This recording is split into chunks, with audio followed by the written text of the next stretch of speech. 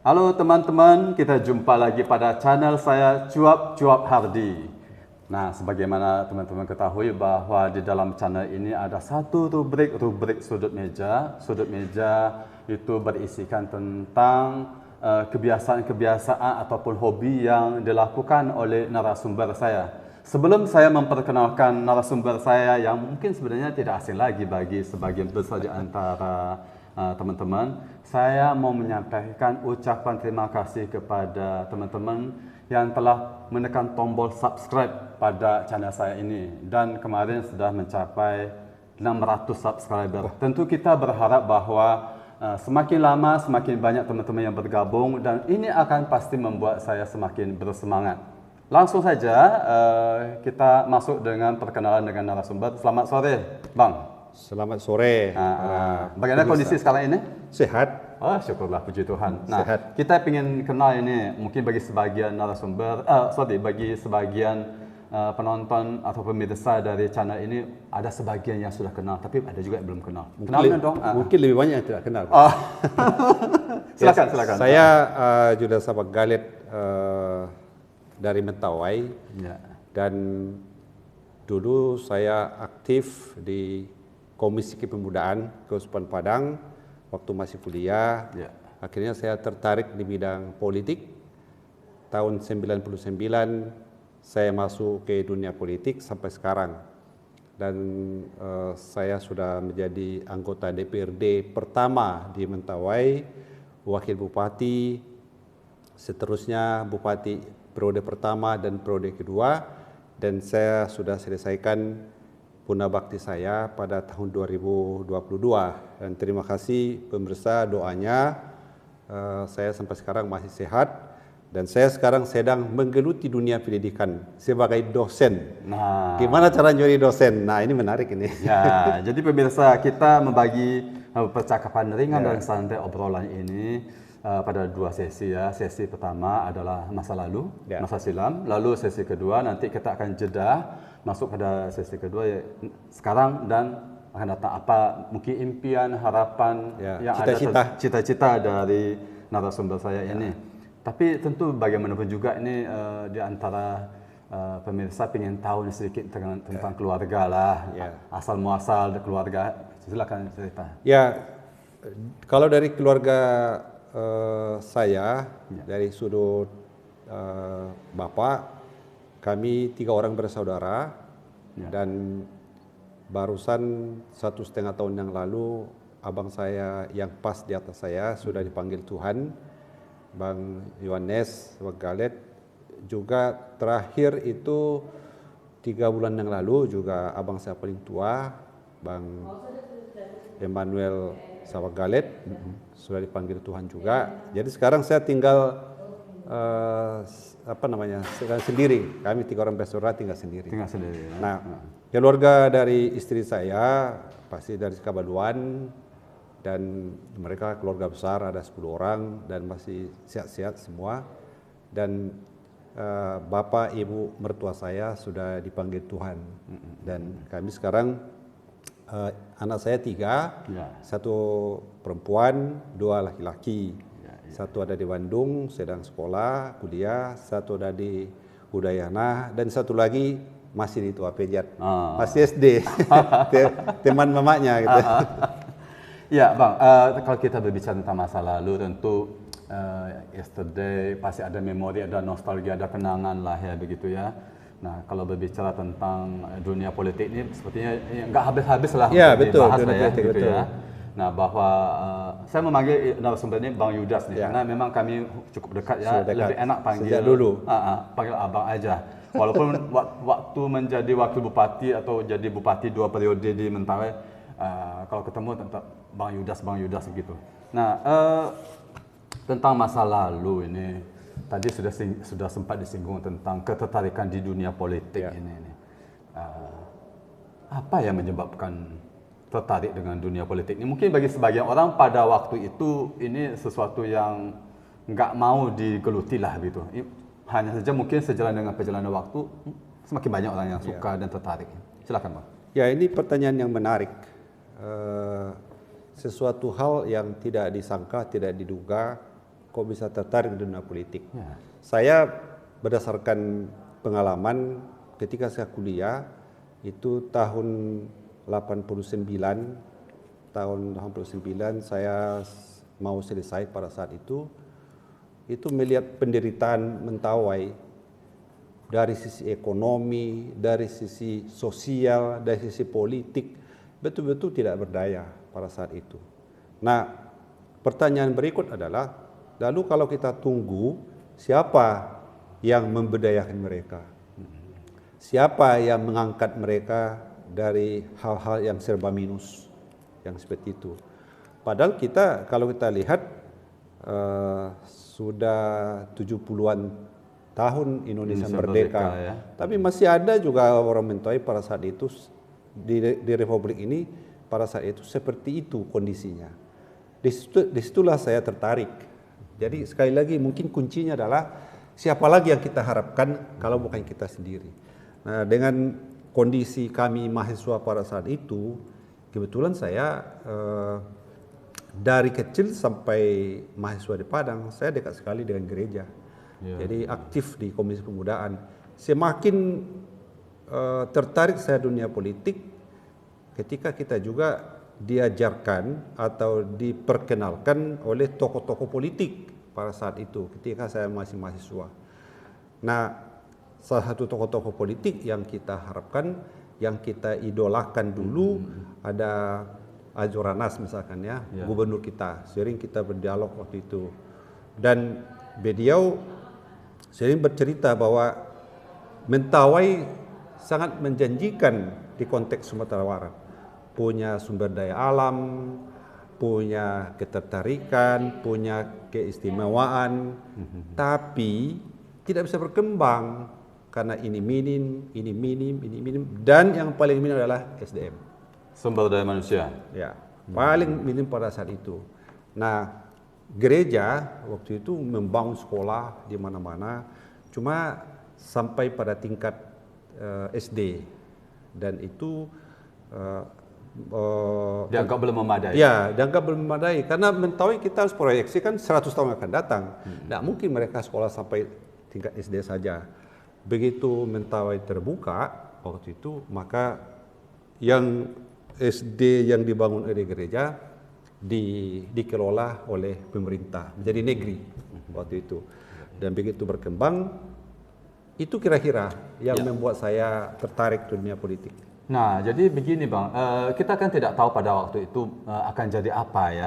Jadi mungkin pada waktu itu Bang Yudas ini setamat dari SD Santa Maria. Santa Maria, betul. Oke ya, SMP Yosudarso. SMP Yosudarso di Muara Sibiru, lalu di Padang. Oh sorry, SMP Yosudarso di Padang. Oke. Ya. Lalu SMA. SMA ada dua. Ini harus saya jelaskan ini supaya tidak, kan banyak orang bilang SSTB saya palsu, SMA. Ini ceritanya. Ketika saya tamat di Yosudarso tahun 1982,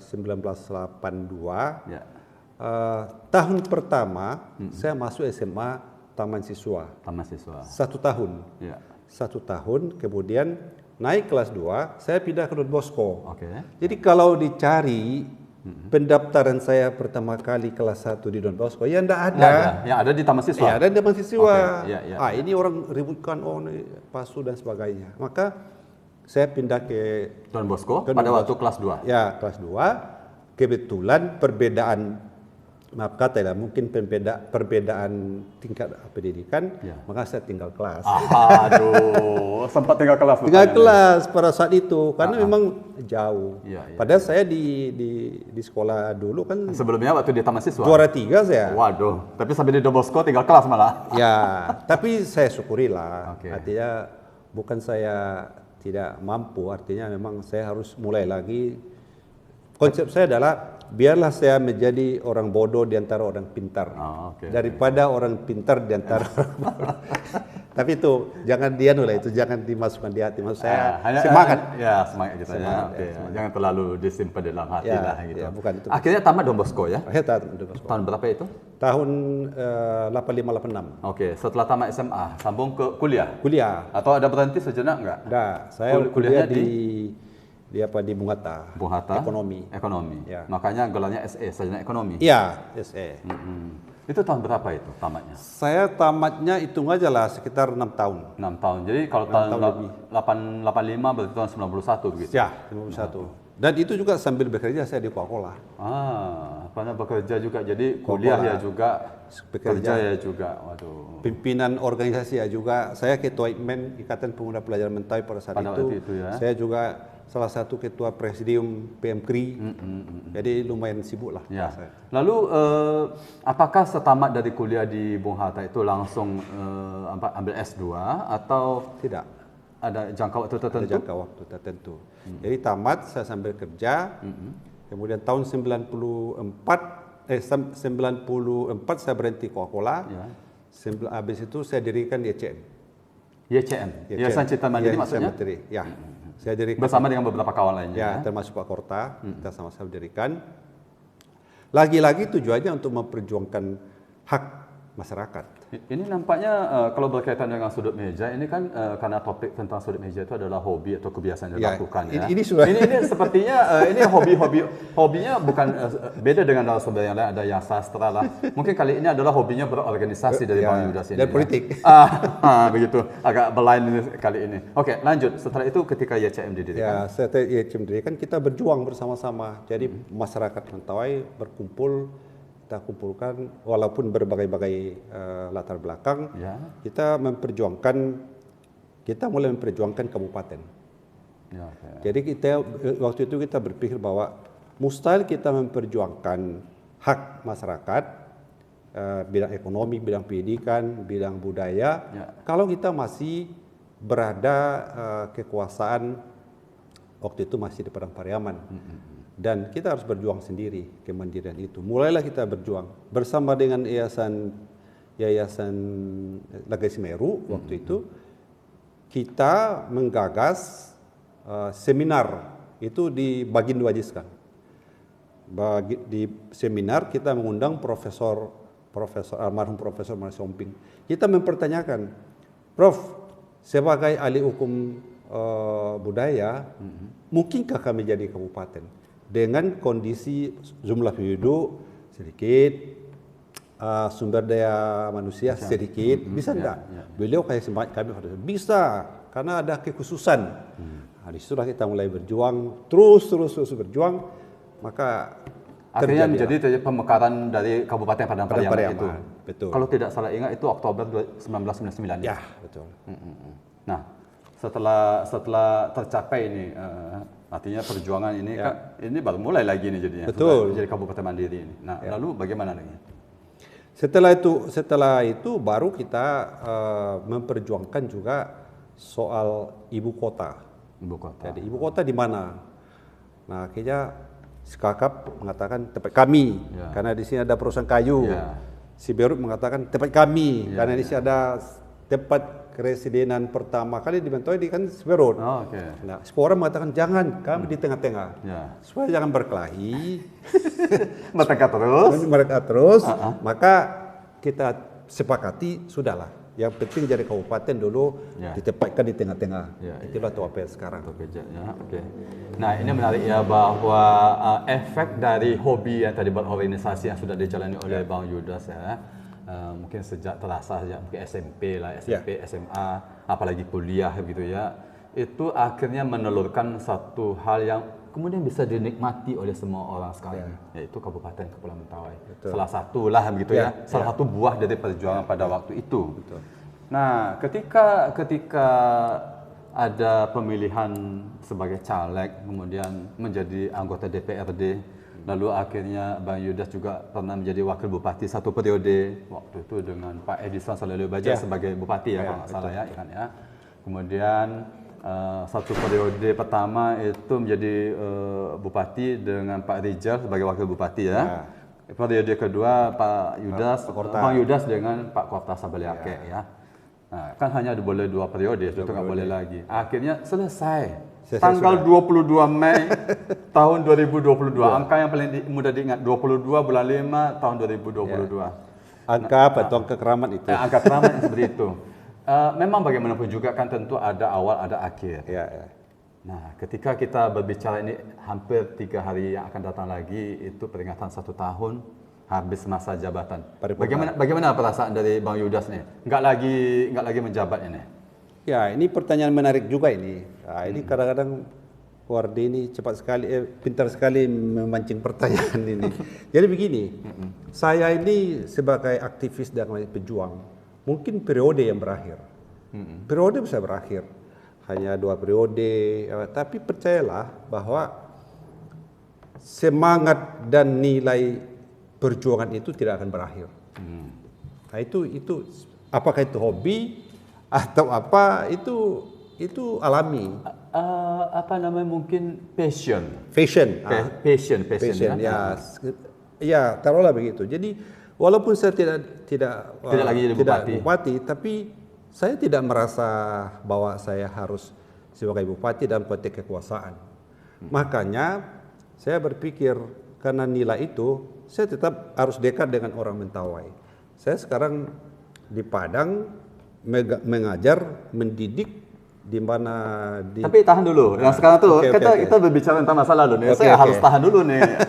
Mesti bahasa asing nih gitu ya. Boleh. Kita berbicara tentang masa lalu ya seperti masa silam itu.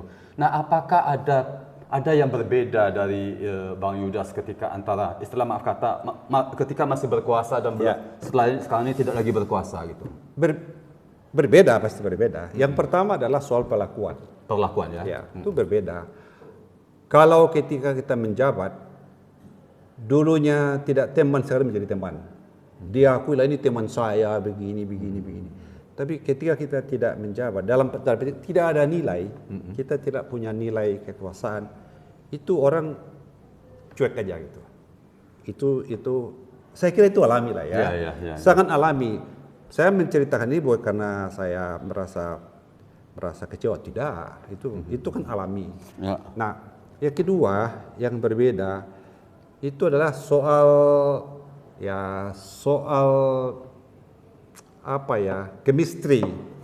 Maksudnya chemistry itu kalau kita pergi ke apa namanya, ke Jakarta, kemana, kita sudah pergi aja gitu. Sudah ada mengurus ini, tinggal terima beres. Tinggal pergi aja. Tapi kan membuat kita juga, menurut saya dalam tanda petik tidak pintar gitu kan.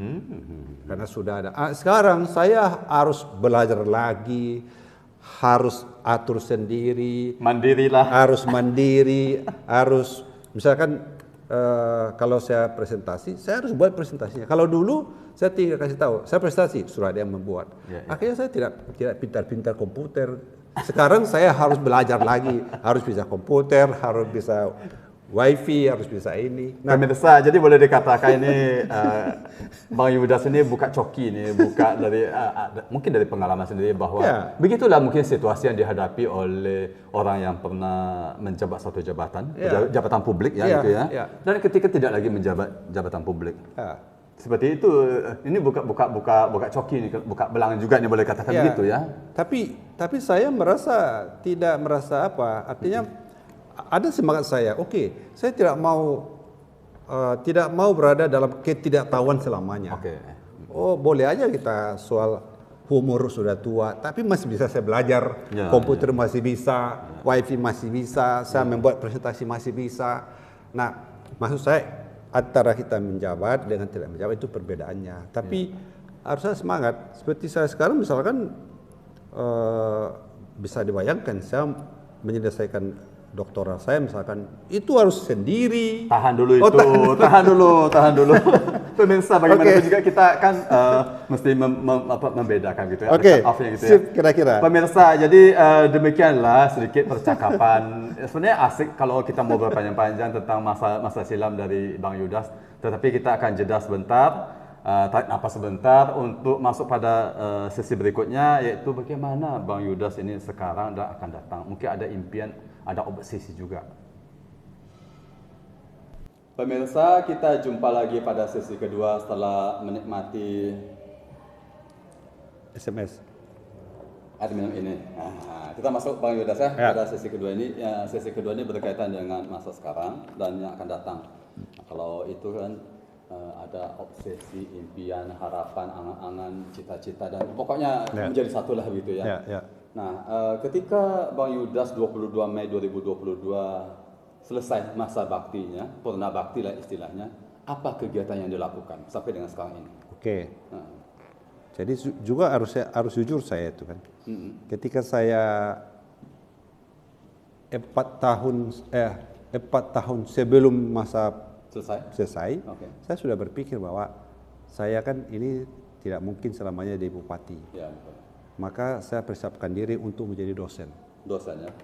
Dosen. Waktu itu kan saya mengajar hanya hari Minggu.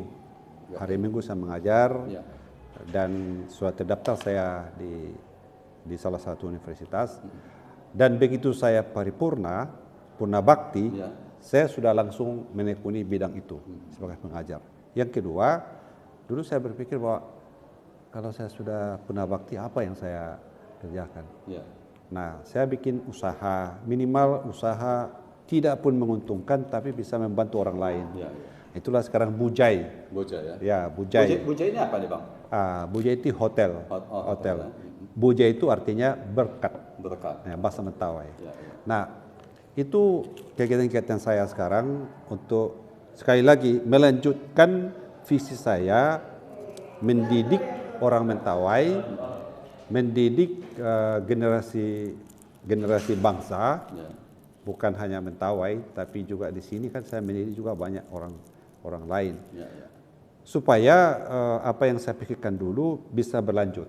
Tidak pun bupati, tapi ada bentuk lain, ada sarana lain saya pergunakan untuk melanjutkan mungkin hobi saya. Hobi saya itu ya ketemu orang, berorganisasi, bercandaria dan sebagainya. Termasuk bicara soal politik juga. Politik juga. Tidak bisa dilepaskan. Betul. Nah, itulah yang saya kerjakan sekarang. Nah, yang kedua juga sebagai dosen saya sedang menyelesaikan studi S3 di UNAN. Mudah-mudahan tinggal satu langkah lagi untuk ujian tertutup dan selesai. Kalau ujian terbuka sudah tidak terlalu berat. Yang menarik adalah pada suatu saat Bang Yudas ini ngajarin orang, jadi dosen kan? Jadi dosen. Tapi pada satu sisi lain dia jadi mahasiswa, tapi mahasiswa S3. Hobi lagi nih. Ini kayaknya ini nggak lepas-lepas ini dari dunia pendidikan ya. Kalau tadi kita bicara tentang bahwa S1-nya itu di Fakultas Ekonomi Bung Hatta, Universitas Bung Hatta Padang. S2-nya di mana? S2 di UNAN. Tahun berapa tahun?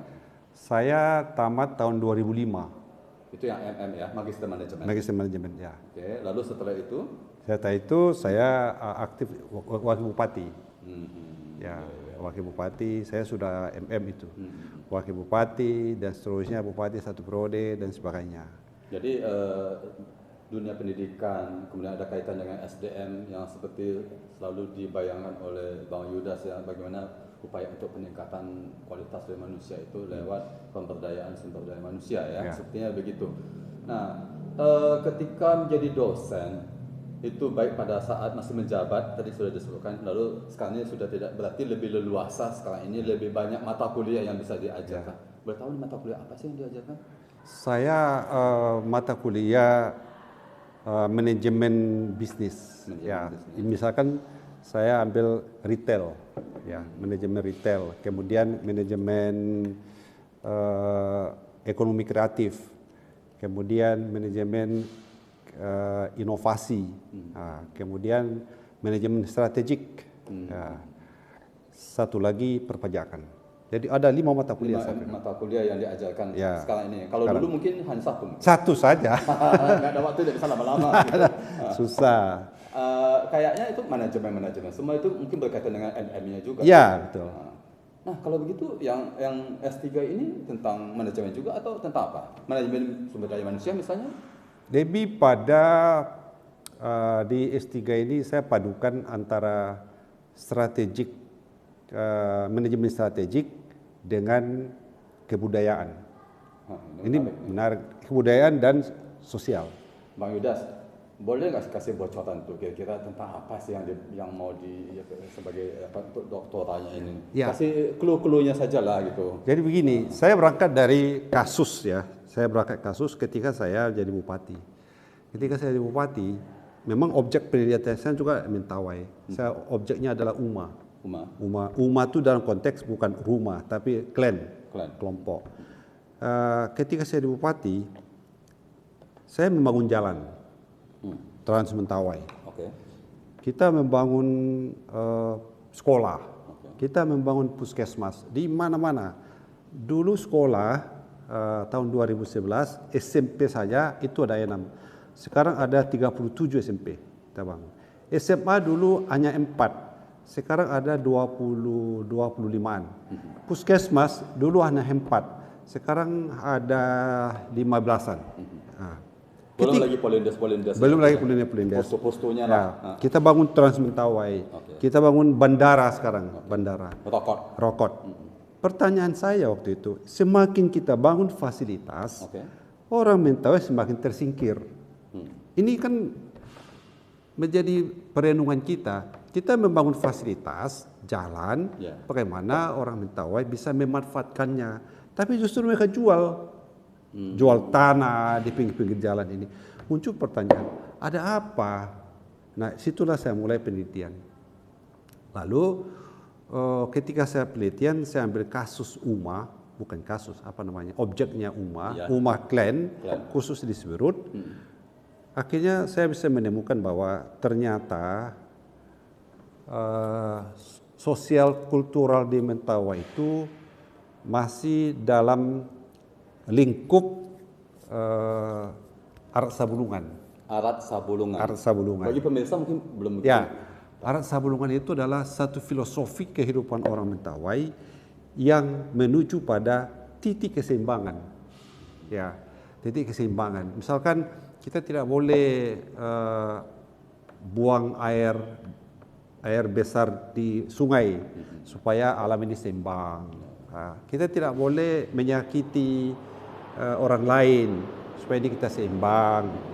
Kita tidak boleh makan ikan sendiri supaya ada suatu keseimbangan. Nanti orang yang punya roh ikan, roh alam itu marah sama kita. Itu keseimbangan. Nah, itu benar, itu bagus. Tapi kan tidak cukup untuk itu. Tidak cukup untuk itu. Harus ada yang lain, nilai-nilai yang lain yang masuk di dalam konteks itu sehingga dia bisa bertarung dengan dunia lain atau bisa hidup berdampingan dengan kebudayaan orang lain. Kebudayaan Minang, kebudayaan Jawa, kebudayaan Batak, supaya dia berkompetisi, berdampingan dengan kebudayaan lain. Dan sepertinya itu tidak terjadi. Ada semacam perasaan minder ketika bersama. Itu hasil penelitian saya. Nah, menarik itu kita mau jadikan Uma Klan sebagai basis pembangunan atau basis pemerintahan terendah, misalkan, tapi kita harus perbaiki dulu itu. Ya, harus kita perbaiki dulu, harus kita beresin dulu supaya dia apa yang kita maksud menjadi basis, dia bisa menggerakkan aspek-aspek pembangunan untuk Mentawai. Nah, kalau itu tercapai itu dahsyat sekali. Bang Yudas, dari temuan itu ya, yang menarik adalah bahwa realitas di tengah masyarakat itu ditemukan seperti itu kan. Nah, apakah dalam jangka waktu lama yang cukup lama ini ketika Bang Yudas sebagai anggota DPRD, wakil bupati, lalu bupati 2 periode, progres atau kemajuan perkembangan dari waktu ke waktu itu tuh bagaimana ini? Apakah sangat lambat, tidak ada sama sekali, atau perlahan tapi pasti? Ya, mungkin yang terakhir itu perlahan tapi pasti. Tapi yang membuat saya merenungkan itu ternyata yang dibutuhkan oleh orang-orang Mentawai dalam kondisinya sebagai orang yang terisolasi sekian lama itu, sekian ribu tahun yang lalu, ternyata tidak semata-mata fisik, tidak semata-mata fasilitas, tapi ada sesuatu yang harus kita bongkar di dalam konteks kehidupannya, jiwa raganya, motivasinya. Itu juga harus kita bongkar. Macam kungkungan di dalam pemikiran. Betul. Tidak cukup dengan pendidikan. Tidak cukup dengan pendidikan. Tidak cukup dengan pendidikan. Artinya ada juga aspek-aspek lain yang sudah mendarah daging dalam dirinya, itu aspek kebudayaan, aspek sosiologi. Kita bisa, saya kasih contoh, pegawai-pegawai kita orang Mentawai, itu sudah orang pendidikan, tapi juga karakternya ya tidak lepas dari konteks umat tadi. Jadi lepas. ini, Abang Yudas mau mengatakan bahwa banyak orang-orang atau dari Mentawai itu yang sudah sarjana lah, ya. Entah S1, S2 atau Ya. mungkin ada S3 juga mungkin. Betul. Ya. Tetapi ketika berada di sana masih terkungkung dalam pola umat itu ya. Ya. Tapi umat kan tidak salah, Tidak salah. Karena menegakkan keseimbangan tadi. Iya, tidak salah. Tapi kan tidak cukup kita bicara soal keseimbangan dalam konteks itu. Saya kasih contoh. Ya maaf ya. Ini mungkin boleh direkam, boleh tidak ini. Contoh saja ya. Contoh saja. Kenapa orang perpecahan gereja di Mentawai sedikit aja ada persoalan di gereja, ketersinggungan, pindah buat gereja baru, padahal kakak. Itu maksud saya. Padahal orang pindah ini orang yang sudah terbuka, sudah pendidikan, tapi pecah gereja. Seharusnya kalau ada masalah, ya bicarakan, ya bicarakan. Termasuk kita juga di gereja Katolik ada kasus misalkan seperti di Melancan. Melancan sempat 2 gereja, 1 desa kecil. Iya kan? Itu sama saya. Walaupun orang sudah pendidikan, tapi polanya itu masih seperti itu. Nah, kalau kita tidak perbaiki itu, menurut saya, umat sebagai klan tidak bisa dia berfungsi sebagai pemerintahan terendah yang bisa menggerakkan pembangunan ke depan. Oke, Pak Yudas, ini nampaknya ini hobi dengan dunia pendidikan lagi. Ini selalu mencermati, menganalisis gitu ya. Itu hobi. Ini cocok juga jadi akademisi lah. Selain bahwa itu dijadikan sebagai hobi, tetapi juga akademiknya muncul. Akademiknya muncul. Nah, sekarang sudah jadi dosen di salah satu universitas swasta ya. Ya, swasta ya. Lalu kita tahu bahwa sebentar lagi itu akan ada pemilihan umum nih. Baik itu pemilihan presiden, caleg dan seterusnya. Masih mau juga atau sudah terbenam di dunia pendidikan, di dunia perguruan tinggi misalnya? Atau masih ada ketertarikan? Jadi itu tadi kita kembali kepada hobi lah gitu ya. Hobi lagi. Hobi. Jadi waktu saya Purna Bakti, saya sudah berpikir saya berhentilah ke dunia politik ini. Tanda-tanda lagi. Apalagi saya rupanya enggak bisa. Maksudnya begini, tanda-tanda lagi mau pensiun maksudnya? Ya, mau pensiun. Sudah cukup selesai. Sudah selesai. Tapi enggak bisa. Kenapa?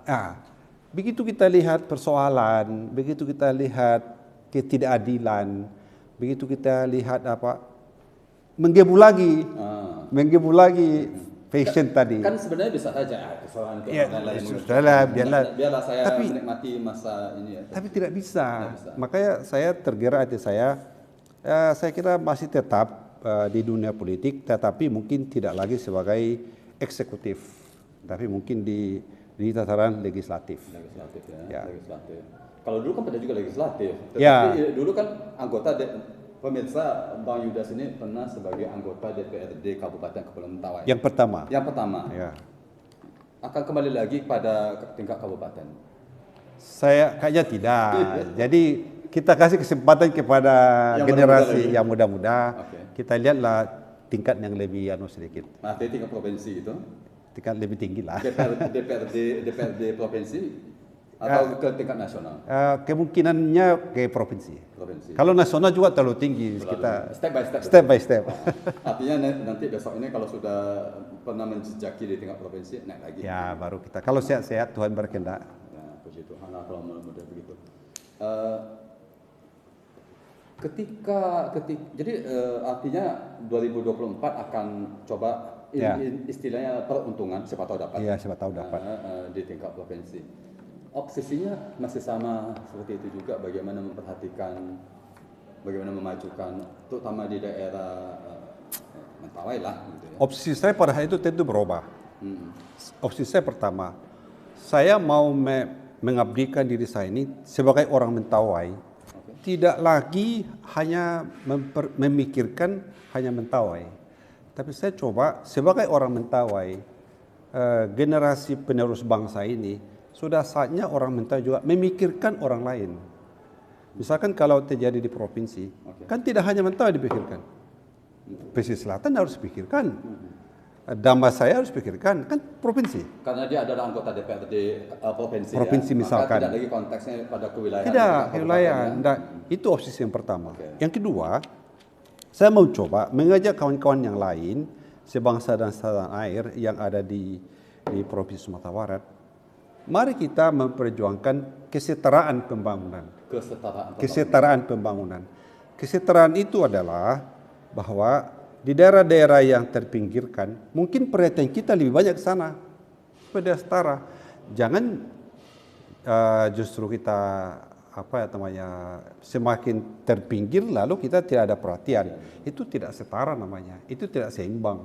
Nah, bagaimana itu yang obsesi saya ke depan sebagai kalau masyarakat memberikan kepercayaan dan Tuhan berkehendak, itu obsesi saya memperjuangkan kesetaraan. Kita punya hak yang sama di Sumatera Barat ini, walaupun kita berbeda, mungkin konteksnya atau budaya kita berbeda, situasi kita berbeda, tapi perhatian kita harus sama. Nah, itu kesetaraan. Itu yang saya perjuangkan. Baik, bagian terakhir Bang Yudas, karena bagaimanapun juga tentu ada mulai, lalu ada juga untuk penutupannya. Akhir. Nah, bagian terakhir ini closing statement atau pernyataan penutup dari Bang Yudas ya. Dari semua yang telah dilakukan selama ini, baik sebagai pejabat publik, lalu ada impian, harapan, obsesi seperti tadi dikatakan, apa closing statement? Saya mengajak kita semua ya, maksud saya begini, hidup ini perjuangan. Hidup ini perjuangan, mungkin itu ya. Kata kunci. Hidup ini perjuangan. Hidup ini perjuangan. Selagi kita masih hidup, mari kita berjuang untuk berkarya. Kalau sudah tidak hidup, kita tidak bisa berkarya lagi. Itu opsi saya, Baik, Bang Yudas, teriring ucapan terima kasih atas kesediaan sama-sama menyediakan waktunya menanggapi dari apa yang ditanyakan ini, termasuk hobi serangan ya. hobi. Karena kebiasaan untuk berorganisasi ya. Sudah suatu hal yang biasa saja. Teriring ucapan terima kasih atas waktu yang diberikan kepada kami ini untuk rubrik Sudut Meja di channel Jok Hardi. Ya. Semoga apa yang kita perbincangkan ini membawa manfaat, berguna bagi orang lain yang melihat, dan tentu mungkin kalau siapa tahu ada tambahan subscribernya. Ya. Kita berharap demikian. Harus kita dukung ini, kita dukung. Jadi teriring ucapan terima kasih. Kalau ada salah janggal, kami mohon maaf. Semoga apa yang telah kita jalani ini berguna untuk kita semua. Terima kasih. Ya, terima kasih. Selamat sore. Sore.